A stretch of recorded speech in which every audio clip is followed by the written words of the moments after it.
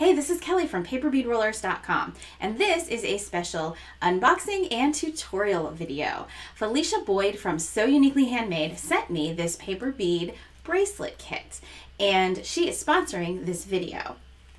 Now, Felicia is a member of Paper Bead Fanatics Facebook group, and what she posts in there is absolutely amazing. So I cannot wait to get my hands on this and see what we've got inside. So let's go ahead and get started.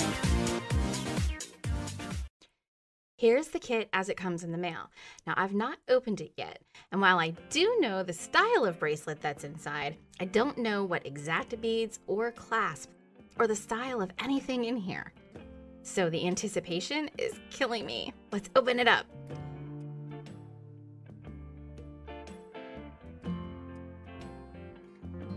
So here's the card from the So Uniquely Handmade with her websites on it.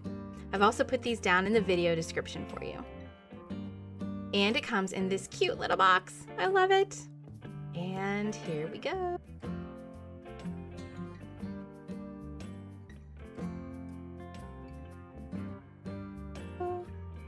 So we've got some written instructions, and that's good.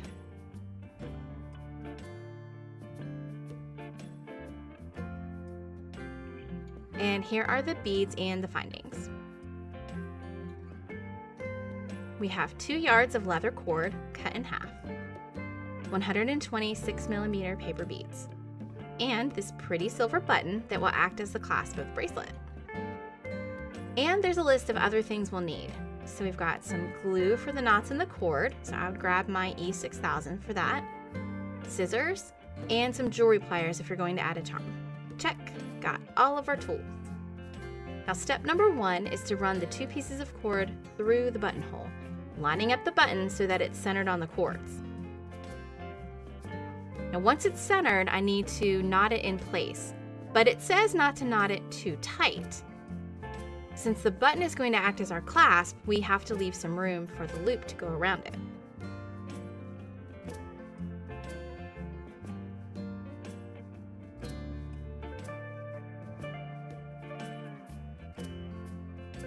Now I'll cut off the ends of the cords at an angle. And this is really smart of Felicia to put in the directions, because having an angle on that cord makes it so much easier to string the beads. So we've got 120 paper beads that came in the kit, and then I'm going to add a little bit of bling to my bracelet by adding these silver daisy spacers. Now these are 5mm, and you can get them in 4-ounce packs at paperbeadrollers.com. Now that's about 50 spacers per pack.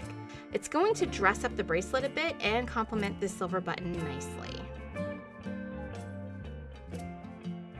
This bracelet has 4 strands, and you can design them any way you like.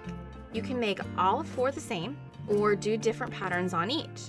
Now I'm going to do different patterns. Since we have 120 paper beads, I can put about 30 beads on each strand. For this first strand, I'll do 5 paper beads and 1 spacer. I'm going to speed the video up a little bit so we can keep the project moving.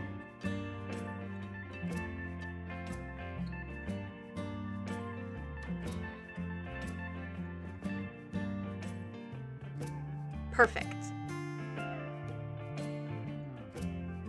Now when I get done with each strand, I'm going to loosely knot the end of the cord so that my beads don't come off. Now since leather cord is a little stiffer, you can do this and the loop will stay. For more flexible materials, you're going to need a bead stopper. For my second cord, I'm doing a pattern of 2 paper beads and 1 spacer.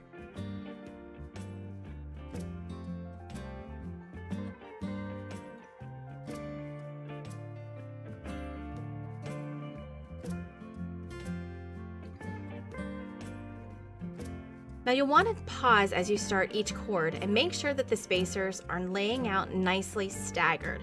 I don't want my spacers to be lined up evenly at any point in this bracelet.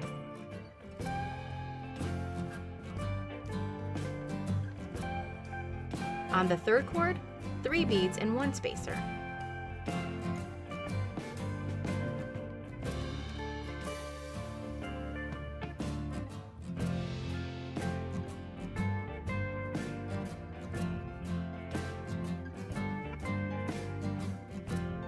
Now on the fourth cord, I'm going to do something a little different. I'm going to do 4 paper beads and 4 spacers to create this stronger, blingy silver look.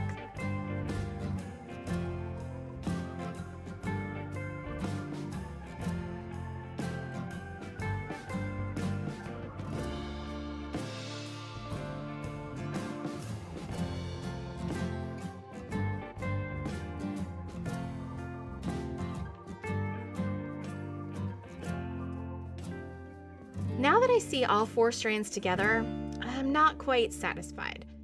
I really like the look of the strand with the 4 daisies, but I think it makes the piece look a little unbalanced. So I'm going to take the first strand I did, the one with the 5 paper beads, and I'm going to put 2 daisies instead of 1.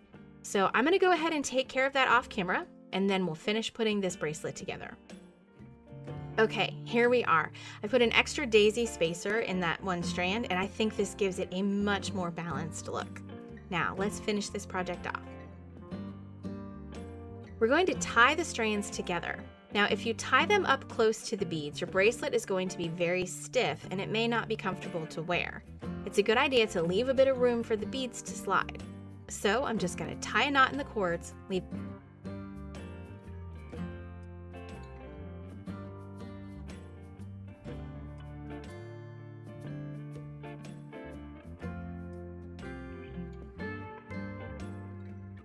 a bit of space. That looks great. Now I probably should have checked this for size earlier, but luckily it fits great. I like my bracelets to be loose on my wrist. What we'll do now is tie off the cords so that they make a loop for the button. The loop has to be large enough to go around the button, but small enough that the button doesn't slip out of the loop.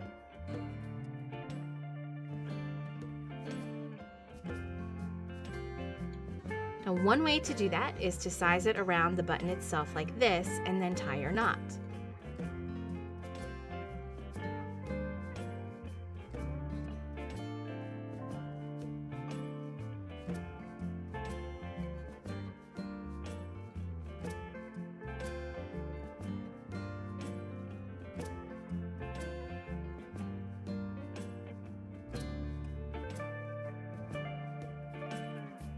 Double check it to make sure that the sizing works when you wear the bracelet. You may want to wear the bracelet for a few hours before you glue your knots to make sure you've got them sized just right. Once you glue those knots, you're done. There is no adjusting them. So once you're absolutely sure you've got the size right, you can just use a toothpick to put a little bit of glue inside the knot and hold it till it's secure. Now you can decide what to do with your tails. You could put a bead or a spacer on them and turn them into dangles, but I'm just going to cut mine off just like this.